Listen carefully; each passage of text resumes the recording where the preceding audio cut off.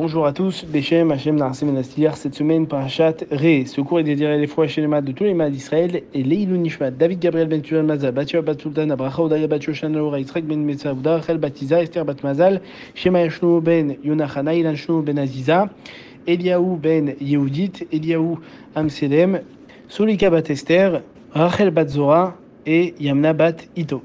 Cette semaine, on aura une pensée pour notre ami, notre frère qui nous a quittés, le président de la communauté de Beth Shalom, qui se trouve à Fontenay-sous-Bois, Richard Yitzhak Ben Israël Vezahava Shedboun, que son souvenir soit une source de bénédiction pour ses enfants et ses petits-enfants. Il faut savoir que c'était une personne exceptionnelle qui a toujours su arrondir les angles pour que tout le monde soit bien.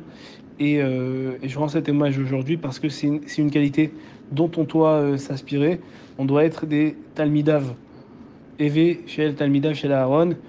On doit être comme les élèves de Aaron à Cohen, Oev Shalom, Verodev Shalom, qui poursuivent le bien, qui poursuivent la paix, qui recherchent la paix. Oev et Taberiot, qui aiment les créatures, ou Mekavan la Torah, et qui les rapprochent de la Torah. Monsieur Shedboun a été une figure emblématique du judaïsme en France. Il a beaucoup fait pour la Torah et voilà, c'était juste un hommage. On va rentrer dans cette paracha de Réé. Réé, ça veut dire voir, regarde. Et qu'est-ce qu'il faut voir dans la vie finalement? Alors, on est dans des périodes qui vont justement nous amener vers le mois d'Elul.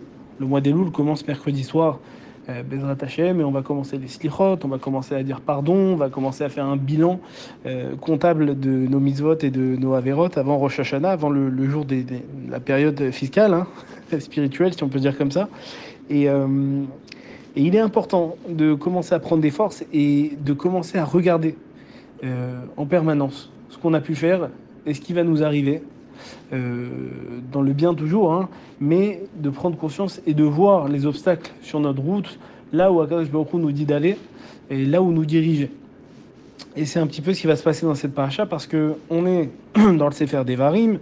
Le Sefer Devarim est une répétition de toute la Torah et là, Moshe Rabbeinu, il vient nous apporter la parole d'Hachem qui nous recommande de suivre ses lois, qui met devant nous la bénédiction et la malédiction, d'accord. Et il va nous parler de plusieurs principes, hein, le principe des faux prophètes, le principe de la Shemitah, de l'année sabbatique, le principe des animaux cachers et non cachers qu'on a déjà vu, les animaux avec les sabots fendus par exemple, les volailles, lesquelles on peut manger, lesquelles on ne peut pas manger. Donc énormément de sujets et les sujets aussi des fêtes également. Donc on commence avec le premier pasuk, Re Anochi Noten Nifnechem Hayom Beracha Uklala, voix, Re, voix, au singulier. Je vous offre aujourd'hui une bénédiction et une malédiction. Là, c'est intéressant. Pourquoi? Parce qu'on commence au singulier, ré et voix. Anochi noten, je donne, lifnechem, devant vous. Ah, c'est quoi alors? C'est singulier ou c'est pluriel? On ne comprend pas. Hachem, il s'adresse avec nous au singulier ou au pluriel? Là, la réponse, elle est magnifique. Un juif, il a l'échelle individuelle. À l'échelle individuelle, il fait sa Torah, il fait ses mitzvot, il fait ses bonnes actions, il fait ses mauvaises actions. Mais il faut savoir quoi? Que la Torah, elle a été donnée à tout le monde. Et des fois, on se dit, quand c'est un cadeau pour tout le monde, alors bon, c'est pas trop personnel. Comme par exemple, si j'ai dans une maison la lumière du salon, il y a quelqu'un qui vient installer une lampe dans le salon, tout le monde va profiter de la lumière. Et donc, qu'est-ce qu'on va dire? On va dire c'est une lumière qui est pour tout le monde. C'est pas vraiment à moi, quoi. C'est pour tout le monde. Hachem, il dit non. La Torah, elle est au pluriel et au singulier. Elle est au pluriel parce qu'elle a été donnée à tout un peuple, mais elle concerne chacun du peuple. Et oui, des fois on peut se dire ah, la Torah elle a été donnée à un peuple, ça veut dire que peut-être Hachem ne fait pas attention à moi. Il dit non, justement, révois. Hachem il s'adresse à chacun d'entre nous. Et bien plus que ça, c'est le pouvoir de la vision. Alors c'est quoi le pouvoir de la vision? C'est que le peuple juif, par définition, c'est un peuple de croyants. D'accord? Et le peuple juif, il a plus tendance à entendre qu'à voir. Ça veut dire quoi? Ça veut dire qu'il y a écrit quand on a reçu les 10 commandements, Vecholaam, Roim et Akolot. Et le peuple, il a vu les voix. Ça veut dire que le summum de notre vision, c'est quand on a vu des voix, du son. On a vu le son. Pourquoi? Parce que nous, on écoute. La Torah, c'est oral. L'étude, c'est oral. Les commandements d'Hachem, c'est oral. Moshe Rabbeinu nous a parlé, c'est que avec les oreilles. Et là, Kadosh Baruch Hu, il dit, le monde, c'est pas que les oreilles. Vous êtes dans un monde matériel et il faut voir le bien et le mal sur votre route. C'est ça qui est important. Ré, c'est les initiales de quoi? Ré, Resh, Elul, Aleph, Igia. Regarde, le mois d'Elul, il arrive. Ça veut dire quoi le mois d'Elul, il arrive? Alors ça veut pas dire que tu dois commencer à stresser, mais c'est tout comme quand le mois d'Elul, il arrive, ben, qu'est-ce qui se passe? On commence à demander pardon pour l'année précédente ou l'année en cours. Parce qu'on va être jugé à Rosh Hashanah et Rosh Hashanah va déterminer toute notre année. C'est pour ça que Rabbi Nachman de Breslev, il a eu le cadeau, il dit, de Rosh Hashanah. Que Rosh Hashanah, qui peut déterminer toute une année, lui, il a eu ce cadeau-là, de faire passer tous les jugements, et Bezrat Hashem, tout le peuple juif passera une année formidable cette année, encore meilleure que la précédente, avec Bezrat Hashem, la libération des otages, mais surtout la venue du Mashiach, qui est le plus important. Donc, on parlait de la vision. Et donc en fait, ce qui est intéressant, c'est que Hachem, il met devant nous Beracha ou Klala. Je mets devant toi soit la bénédiction, soit la malédiction. Qu'est-ce qui est intéressant ici? La bénédiction et la malédiction chez Hachem, est-ce que ça existe vraiment? Hachem, tout ce qu'il fait, à Kol Letova. Tout ce qu'il fait, c'est pour le bien. Maintenant, il y a un point intéressant. Le juif par définition, ou l'être humain par définition, elle veut nous rappeler qu'on ne doit pas se laisser abuser par le monde. Qu'est-ce que ça veut dire? Je vais vous donner un exemple. Il y a un homme, il se retrouve sur un chemin, et donc, il va voir deux chemins qui s'ouvrent à lui et qui s'ouvrent à lui. Il y en a un, il est tout plat, il est magnifique, il est tout droit. Plat, sûr, bon. Mais c'est trompeur. Pourquoi? Parce que ce chemin plat, l'homme, il ne sait pas encore, mais s'il l'emprunte, il y a des sables mouvants. Et les sables mouvants, on ne peut pas voir. D'accord? Et il y en a un, il est rempli de ronces, d'épines, de tourbillons. Et finalement, l'homme, il se dit, celui-là a l'air dangereux, je vais prendre le chemin plat. La Torah nous demande, à travers le passouk de Ré, de faire attention aux apparences, de regarder, mais de ne pas se fier au regard. Le regard, il peut être trompeur. Aujourd'hui, on a des gâteaux en trompe-l'œil. C'est marrant de parler de ça, parce que on a par exemple des fruits, mais c'est un citron. Si on coupe le citron, il y a du gâteau à l'intérieur. Donc nous, on a vu un citron, mais c'est un gâteau en fait. C'est-à-dire que l'œil, il est peut-être mensonger. Quand le Yetzer Hara, le Satan, a voulu faire tomber les bénis Israël à cause au moment du veau d'or, qu'est-ce qu'il a fait? Il a projeté une image de Moshe Rabbeinu qui était mort dans un linceul, sur un cercueil. Il a dit, voilà, votre guide est mort.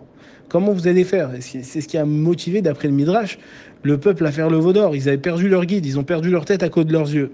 La Torah, elle dit, Velo tatouach levafrem v'achanechem.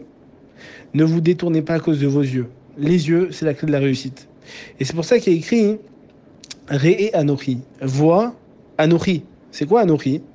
C'est le premier mot des 10 commandements. Hachem, il demande au peuple juif, regarde, mets devant toi Anochi Hachem Elokecha, mets devant toi avant chaque chose, quel que soit le chemin que tu empruntes, que je suis l'Éternel ton Dieu. Et à partir de là, tu choisiras forcément la bracha et pas la klala. Tu vas forcément choisir le bon chemin et pas le mauvais chemin. Pour revenir à l'exemple qui a été donné, il y a un chemin qui est plein de ronces, mais qui est le bon chemin. Il y en a un qui est tout plat, mais au final, il y a des sables mouvants qui est extrêmement dangereux. La Torah nous recommande qu'il ne faut pas se laisser abuser par le succès apparent des Réchaïm. Il y a des gens dans cette vie, ils volent, ils fraudent, ils tuent, etc. Et ils ont une belle vie, en quelque sorte. Ils réussissent, ils ont de l'argent, ils ont du succès, ils ont de la célébrité. La Torah nous dit, faites pas attention à ça. Ça, c'est qu'une illusion. Leur réussite, c'est qu'une illusion. Comme quelqu'un, il a dit, moi, franchement, mon voisin, il gagne 17 millions, j'aimerais bien avoir son argent. Alors le Rav, il lui a dit, tu veux son argent? Il faut que tu aies aussi tes problèmes. Tu vas avoir 17 millions dans ton compte, mais tes enfants, ils vont se faire kidnapper, et tu vas avoir la mafia aux trousses, et tu vas avoir toutes les mauvaises choses qui vont avec. Ne vous laissez pas avoir par ce monde-là. Akadosh Baruch Hu, quand il nous fait quelque chose, le Or HaChaim, il nous explique que des fois, c'est pas du bien révélé. des fois on souffre, mais derrière cette souffrance, il y a un bien extraordinaire, comme par exemple la naissance d'un enfant. Quand une femme elle est enceinte, combien elle va souffrir des douleurs de l'accouchement. Mais qu'est-ce qu'il y a derrière cette douleur? Il y a une naissance, il y a sa progéniture, il y a un enfant, il y a la vie qui vient derrière. Derrière l'épreuve, il y a la vraie vie, il y a le vrai bonheur. Et ça, il ne faut pas se laisser leurrer parce qu'il y a des épines sur le chemin et de se dire que finalement le chemin il n'est pas tout droit, alors je vais prendre l'autre chemin. Ne courez pas vers la facilité, ne courez pas vers les mauvaises choses. C'est ce que la Torah nous recommande dans cette paracha. Rabbi Yaakov Uchatzera, la Vachalom, il dit une chose extraordinaire également. Il dit Ed haberacha asher tishmeu al misvot Hashem elokechem asher anochi metzav etrem hayom. Vous allez recevoir la beracha, d'accord, si vous entendez, si vous écoutez les mitzvot de Hashem, votre Dieu, que j'ai mis aujourd'hui devant vous. Alors Rabbi Yaakov, il dit une chose extraordinaire. Il dit mais c'est quoi la bracha que les Bnei Israël ils vont avoir s'ils écoutent Hashem? Alors il dit, on pourrait se poser la question, pourquoi il est écrit Asher Tishmeu si vous écoutez et pas Im Tishmeu? Pourquoi pas Im? Im, c'est mieux, Im, c'est si, on a déjà vu, Im Bechukota et Telerou, si vous allez dans mes voies. Asher, pourquoi Asher? Il dit en fait, la vraie bracha du juif, c'est quand il suit Torah et Mitzvot. Akol bidei shamaim chutz mirat shamaim. Tout vient du ciel sauf la crainte du ciel. Et donc, quand un juif il est dans Torah et Mitzvot, ça veut dire quoi?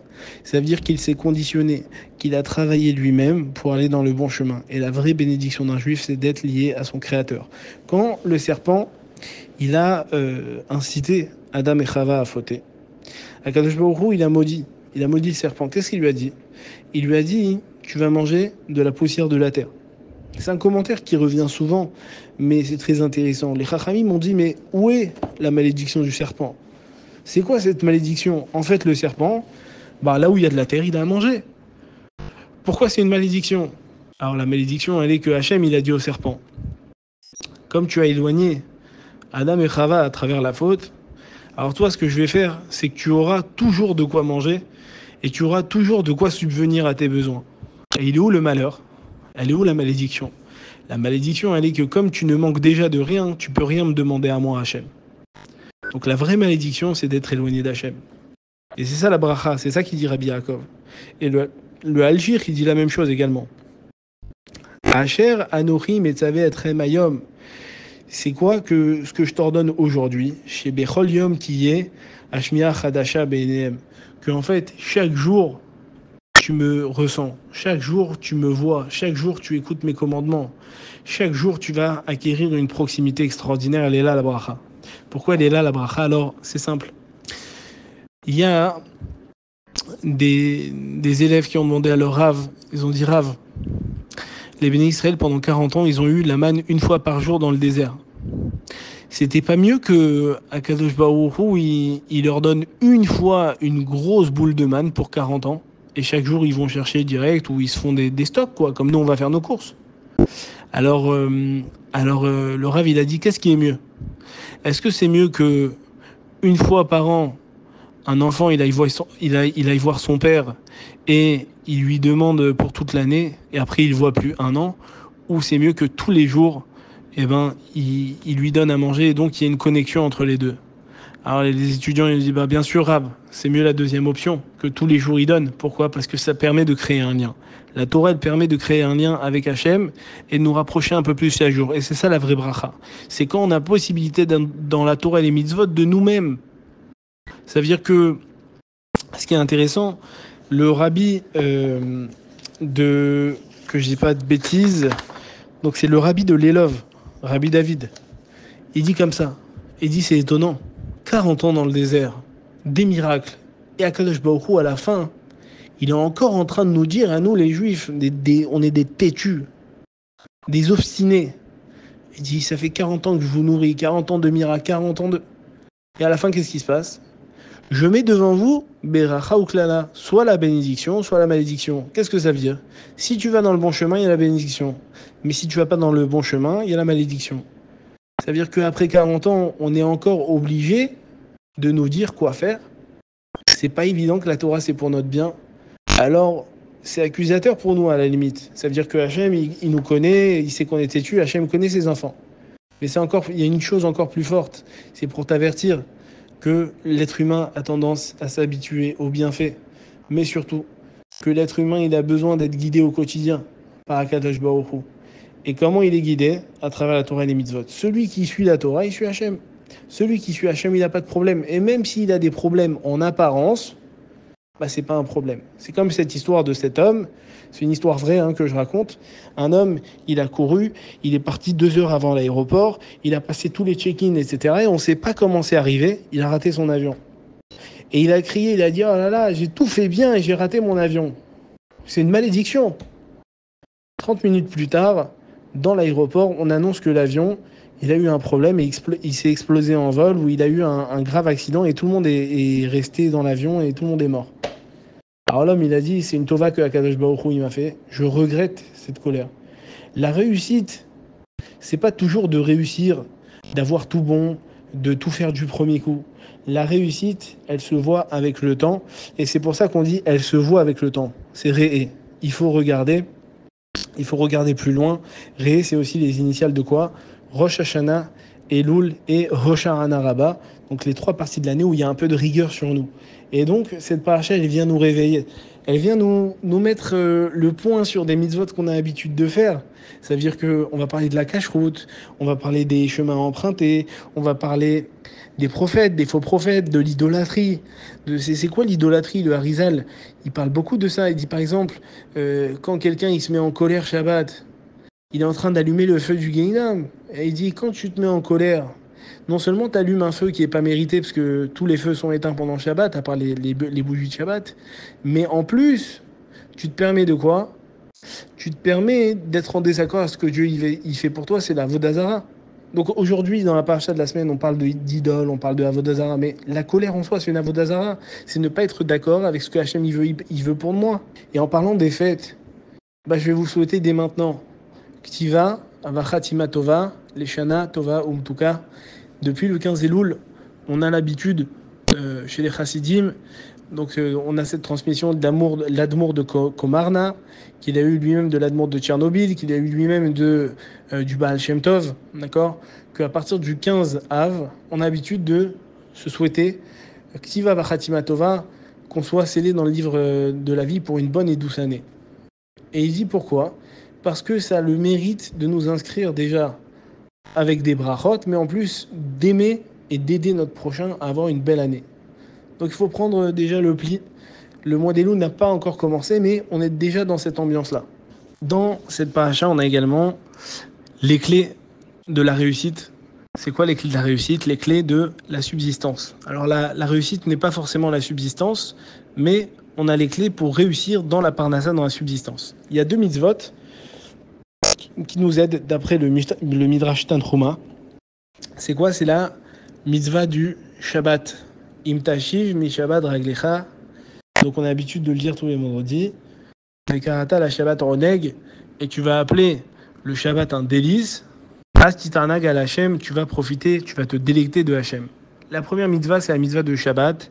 Tout celui qui fait Shabbat comme il faut et qui vraiment se délecte et met un plaisir et va acheter des plats supplémentaires et il va chanter, il va danser, il va aller à la synagogue, celui qui fait vraiment le kiff du Shabbat, alors il a la bracha. La deuxième mitzvah, c'est quoi? Aser et Aser. Le maraser. Les Chachamim, ils nous disent, ces 2 mitzvot-là, elles nous donnent la possibilité de nous enrichir. Le Shabbat, a priori, ça ne nous enrichit pas, ça nous appauvrit. Pourquoi? Parce qu'on fait des courses pour Shabbat, et on se dépense, et on travaille limite toute la semaine. Mais il faut savoir que l'Ikrat Shabbat, l'Echovenecha, qui hi mekor aberacha. Tout la source de la bénédiction, elle se trouve dans le Shabbat. Pourquoi? Parce que tout celui qui fait Shabbat, c'est comme s'il faisait les 613 mitzvot. Et pourquoi ça? Pourquoi cette allusion? Parce que la Torah, elle a été donnée elle-même Shabbat. Les 613 mitzvot, elles ont été données le jour du Shabbat. Donc ça, c'est une première chose. Le Maaser, c'est plutôt logique. Pourquoi? Parce que tu prends la place d'Hachem. C'est quoi tu prends la place d'Hachem? Chazvé Shalom. Le Maaser, c'est une mitzvah où tu peux éprouver Hachem. Le Khatam Sofer, il dit, mais alors quoi? La mitzvah du Maaser, on peut la faire pour devenir riche? Le Khatam Sofer, il dit oui. Pourquoi? Pourquoi c'est une mitzvah? D'habitude, normalement, on doit faire les choses sans intérêt. Pourquoi tu vas donner ta dîme pour devenir riche? C'est bizarre. Il dit parce que tu as le droit de donner ta dîme pour devenir riche, parce que quand tu seras riche et quand tu seras à l'aise financièrement, tu pourras te consacrer à 100% à l'étude de la Torah. Donc celui qui fait attention à ces deux mitzvot, il a l'enrichissement. Et il y a un petit point que je voulais rajouter, c'est quoi? C'est l'otit godedou. On ne doit pas se mutiler. Akadosh Baruch Hu nous banni matem l'Hachem Elokechem. On est des enfants pour Hachem. On est les enfants d'Hachem. Et quoi, c'est quoi se mutiler? Ne pas rester dans le deuil, ne pas rester dans la rasra, comme on peut dire en arabe, ne pas rester dans la déhaga, dans la tristesse. Pourquoi? Parce qu'on est des enfants d'Hachem. Banni Hachem Elokechem. Akadosh Baruch Hu, il est kulotov. Le bien, c'est du bien. Ça veut dire quoi? Ça veut dire que même des choses qu'on pense ne pas être bien, Akadosh Baruch Hu, il va nous montrer avec la venue du Mashiach que tout ce qu'on a souffert, c'était du bien. D'ailleurs, les Chachamim ils disent que le Korban Toda, le sacrifice de remerciement, il va rester à Mashiach. Sur quoi? Sur tout ce qu'on a pu vivre de négatif dans ce monde. Alors même si des fois, tout ne va pas comme ça devrait l'être, comme on pense l'être, d'accord? Eh ben pense bien, tout ira bien, comme il disait le Rabbi. Tarfouch Tov, Yetov. Et si un jour tu dois être triste de quelque chose, c'est seulement parce que le Mashiach n'est pas encore arrivé ou le Beth Amikdash n'a pas été reconstruit. Nous allons avoir cette semaine, Bezrat Hashem, la Iloula de Rabbi Yoel de Satmar. Baba Saleh à la Vachalom, il avait l'habitude de lire le Divrei Yoel, donc c'est les commentaires de Rabbi Yoel sur la paracha en Chavruta avec son fils Baba Meir chaque année. On aura également la Iloula de Rabbi Yehuda Fetaya et le 28 Av, si tu veux, la Iloula de l'Admour de Tosh. Rabbi Yoel de Satmar, il disait une chose extraordinaire, il dit Hachem, il a rien créé dans ce monde qui est carré de base, d'accord? Les fleurs, c'est rond, d'accord? Les pétales, c'est arrondi, la terre, elle est ronde, les gouttes d'eau, c'est rond, les pierres, les cailloux, c'est rond, d'accord? Il n'y a pas carré, 90 degrés avec des angles extraordinaires. Il dit pourquoi? Il dit parce que c'est un monde de chesed, et dans ce monde de chesed, même s'il y a la difficulté de travailler, de chercher Hachem en permanence, il faut toujours pouvoir arrondir les angles, car Kadosh Baruch Hu nous donne la force d'être gentils, sympathiques, aimant les uns les autres, et arrondir les angles pour pouvoir accueillir le Mashiach d'un chesed complet, d'une joie véritable. Shabbat Shalom à tous.